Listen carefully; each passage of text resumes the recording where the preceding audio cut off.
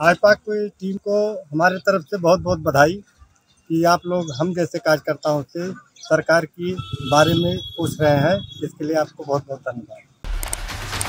आईपा आईपा का मतलब all India progressive politics association. जनता के उन मुद्दों को दिखाया जाता है जो जाति धर्म से उठकर देश और प्रदेश को आगे बढ़ाया जाए।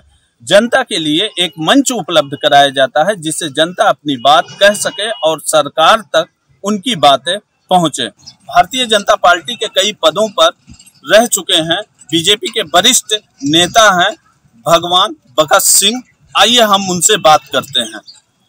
आईपा में सर आपका स्वागत है। आईपा की टीम को हमारे तरफ से बहुत बहुत बधाई कि आप लोग हम जैसे कार्यकर्ताओं से सरकार की बारे में पूछ रहे हैं। इसके लिए आपको बहुत बहुत धन्यवाद। सर जी, सरकार की योजनाएं क्या जनता के बीच में पहुंची हैं? सरकार की जितनी योजनाएं थी एकदम धरातल पर पहुंच चुकी है। इससे जनता खुश है। जो राजनीतिक के अलावा जितने हैं सभी छोटे वर्ग के लोग जनता के कारनामों से बहुत खुश हैं। योगी मोदी के नाम से बहुत खुश है। सरकार दावा करती है कि सड़कों का गड्ढा मुक्त किया गया, गांव-गांव सड़कें बनवाई गई और सड़कों का जाल बिछाया गया जिससे जनता को आने जाने में दिक्कतें ना हो। जबकि आरोप यह लगता है कि सड़कें गड्ढा मुक्त नहीं हुई। सड़कें गड्ढा मुक्त हो गई हैं। जैसे हर्रैया विधानसभा में जितनी सड़कें बनी है, पूर्वांचल में किसी विधानसभा में इतनी सड़क नहीं बनी है जितना हर्रैया में बनी हुई है। इसका उदाहरण है जैसे महाराजगंज से अशोकपुर माझा तक है, महू घाट से लेकर के विशेषरगंज कुदरही तक है। तो सड़कों का जाल बिछ गया है। कुछ दिन अब की बार सरकार में कोई सड़क ढूंढने के लिए तरस जाएंगे आदमी कि कहीं सड़क हम पाए और बनवाएं। किसानों की बात करें तो सरकार कहती है किसानों की आय दोगुनी की गई, जबकि वहीं किसानों के गेहूं क्रय केंद्र हो या धान क्रय केंद्र हो उनका खरीद किया जाता है। सरकार दावा करती है उनके खातों में डायरेक्ट पैसा भी जा रहा है, लेकिन कहीं ना कहीं यह आरोप लगता है कि छुट्टा पशुओं से किसान परेशान नहीं, केवल राजनीतिक मुद्दा बनाया जा रहा है।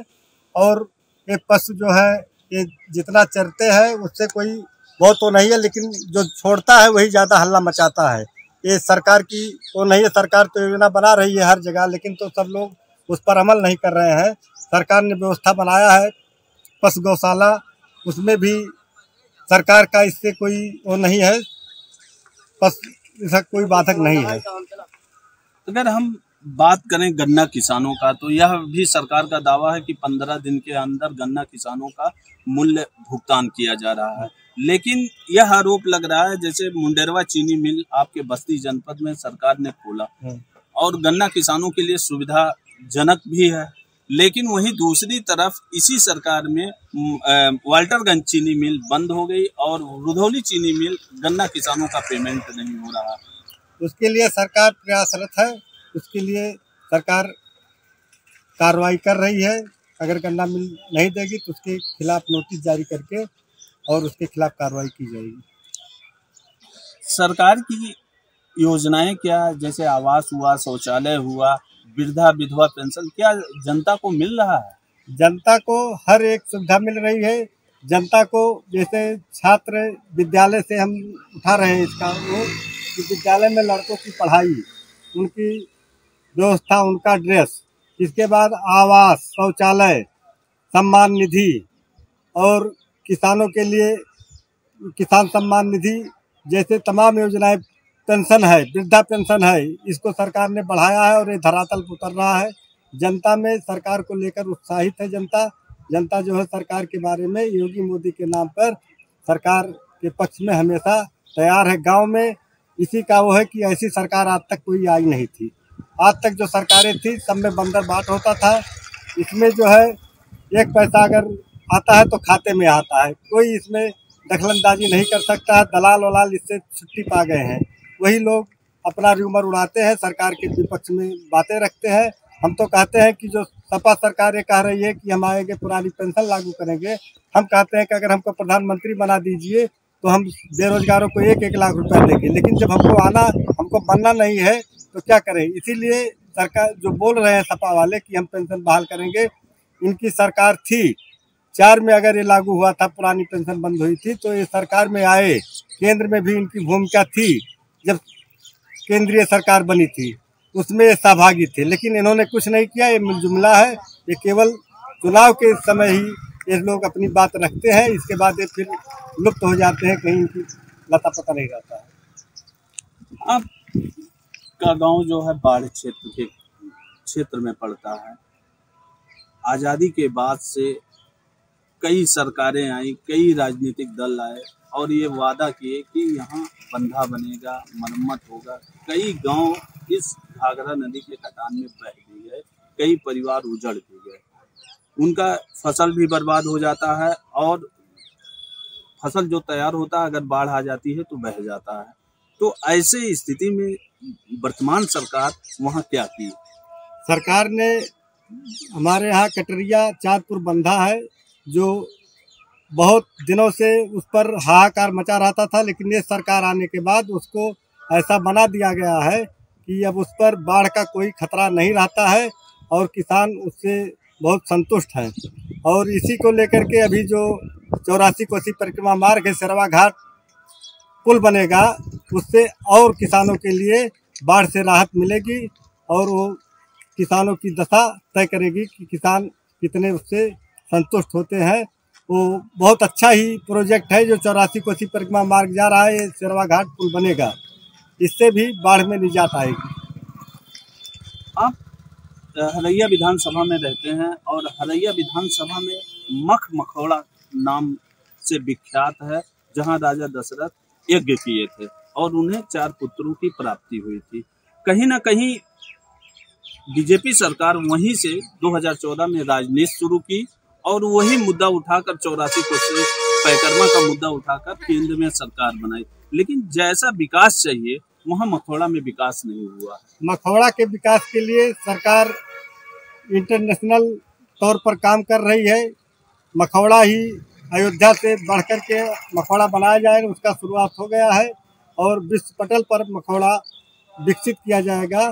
सरकार की ये मंशा है और काम उस पर शुरू हो गया है। इसीलिए 84 कोसी परिक्रमा का पहला पेज जो है मखौड़ा से ही पहले पेज में रखा गया बस्ती का, 84 कोसी परिक्रमा का। श्री राम सर्किट योजना के तहत वो चयन किया गया था, लेकिन वहाँ सिर्फ अभी तक यज्ञ स्थल और एक ब्रिज और गेट का ही निर्माण हो पाया है। अब शुरू हुआ है, अब इसके बाद आगे जो काम होगा उस पर वहाँ पुल भी बनाया गया है, जो जनता को देखते हुए वो वहाँ परेशानी होती थी उस रोड से, इसलिए पुल बनाया गया है और उसके विकास के लिए वो केंद्रीय बजट के तौर पर काम होगा, उसमें कोई रोड़ा नहीं पड़ेगा। अब विकास जो है मखौड़ा धाम का वो विश्व पटल पर दिखाई देगा। अगर हम बात करें युवाओं को, कहीं ना कहीं सरकार का दावा था 2 करोड़ युवाओं को रोजगार देने का, लेकिन युवा यह आरोप लगाते हैं कि हमको रोजगार नहीं मिला। युवा को रोजगार मिल रहा है, इस सरकार में किसी को कोई पैसा नहीं देना पड़ रहा है। सरकार जो है निष्पक्ष भाव से काम कर रही है। हमारे दुबौलिया ब्लॉक में इसके पहले कोई चिन्हित अगर करता कि हमारे यहाँ कोई किसी की सर्विस लगी है तो कोई पुलिस में या कहीं सर्विस में 1-2 थे, लेकिन इस समय हम देख रहे हैं कि सरकार के ही काम से यहाँ पर सैकड़ों पुलिस में भर्ती हुए हैं, शिक्षक बने हैं और कई विभागों में गए हैं। तो सरकार की पारदर्शिता है, ये है कि सरकार अब जितने छात्र हैं सबको तो नौकरी नहीं दे पाएगी, उसकी लिमिट होती है, लेकिन सरकार इसके लिए तत्पर है और आने वाले समय में सबके लिए रोजगार या नौकरी के लिए व्यवस्था की जाएगी। अगर हम बात करें शिक्षा का, तो यहाँ कहीं इंजीनियरिंग कॉलेज नहीं है और कोई राजकीय डिग्री कॉलेज भी नहीं है क्षेत्र में, बड़ा महाविद्यालय की लोग अयोध्या पढ़ने जाते हैं बच्चे। हरैया विधानसभा में हरैया के पास इंजीनियरिंग कॉलेज बन रही है और हमारे यहाँ जैसे स्टेडियम बना है और डिग्री कॉलेज जो है उसके लिए सरकार की मंशा है कि हर ब्लॉक में एक इंजीनियरिंग कॉलेज खुलेगा और किसी भी छात्र को कहीं बाहर जाने की आवश्यकता नहीं पड़ेगी। लेकिन इसमें समय जो लग रहा है, सरकारें जो आज तक की कुछ नहीं की, लेकिन ये सरकार जब से आई है तब तक शिक्षा पर बहुत ध्यान दिया है। पहले शिक्षा में कुछ नहीं था, पहले शिक्षा में अकबर को महान बताया जाता था, इतिहास ही पूरा पलट दिया गया था। और अब राणा प्रताप महान की जगह पर अकबर महान नहीं पढ़ाया जाएगा। अगर हम बात करें बिजली की, तो सरकार का दावा है कि गांव-गांव बिजली लगाए गए, खंभे लगाए गए, जिससे हर गांव तक बिजली मिले। लेकिन वहीं दूसरी तरफ यह भी दावा किया गया जाता है कि गांव-गांव बिजली नहीं पहुंची। गांव-गांव बिजली आज 18 घंटे देहात में बिजली है, और पहले एक हफ्ते बिजली आती थी, एक हफ्ते नहीं आती थी, उसका घंटा गिनना पड़ता था। लेकिन इस समय शहर के तरीके बिजली है, आदमी ये नहीं जानता है बिजली कब आई कब गई। 24 घंटे लगभग शहर में 24 घंटे, लेकिन क्षेत्र में 18-20 घंटे बिजली है। और बिजली की समस्या एकदम बहुत दुरुस्त है, इतनी व्यवस्था अब तक हुई नहीं थी। और बिजली के लिए जब से मीटर लगा दिया गया, उसका बहुत कम भी आता है, रेट भी कम आ रहा है। सरकार बिजली की दिशा में बहुत अच्छा काम किया है। अब सोलर और लाइट की जो व्यवस्था थी, अब किसी को लगाना ही नहीं पड़ेगा, अब बिजली इतना पर्याप्त रहती है। अगर हम बात करें पानी, शुद्ध पानी, जैसे सरकार जो भी चुनी जाती है 3 मुद्दे लेके कि 3-4 मुद्दे लेके, सड़क, पानी, बिजली, तो पानी भी, हाँ, स्वास्थ्य और अपराध, तो कहीं ना कहीं पानी की सुविधाएं, जो शुद्ध जल जिसे आदमी बीमार ना हो, और सारी चीज नीर परियोजनाओं के तहत कई सरकार की परियोजनाएं चल रही हैं। तो क्या गाँव टंकियां पानी की लगवाई गई शुद्ध पेय जल के लिए? पानी की टंकियां हर गांव में प्रस्तावित हो गई हैं, और जल के लिए जो दूषित जल है, इसी के लिए पहले आदमी जो ARO का पानी पीता था, इससे निजात पाने के लिए हर गांव में सब सर्वे हो चुका है। आने वाले समय में हर ग्राम सभा को पानी पीने के लिए स्वच्छ पानी उपलब्ध कराया जाएगा।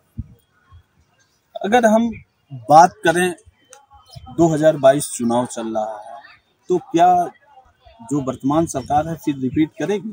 सरकार रिपीट करेगी। वर्तमान में 2022 में योगी जी की सरकार बनेगी। हम 300 के करीब सीटें जीत रहे हैं, और सरकार योगी की ही बनेगी, और योगी की सरकार बनके ही उत्तर प्रदेश को उत्तर प्रदेश बनाएगी। ये बीजेपी के नेता थे भगवान बख्श सिंह जी, वरिष्ठ, और इन्होंने बताया कि 2022 में बीजेपी की सरकार फिर बनने जा रही है अपने विकास के दम पर। विपक्ष विकास सरकार का देखकर बौखला गया है, इसीलिए अनाप शनाप बोल रहे हैं। आगे आप लोग आइपा को देखते रहिए। नमस्कार, बस्ती से अमृतलाल।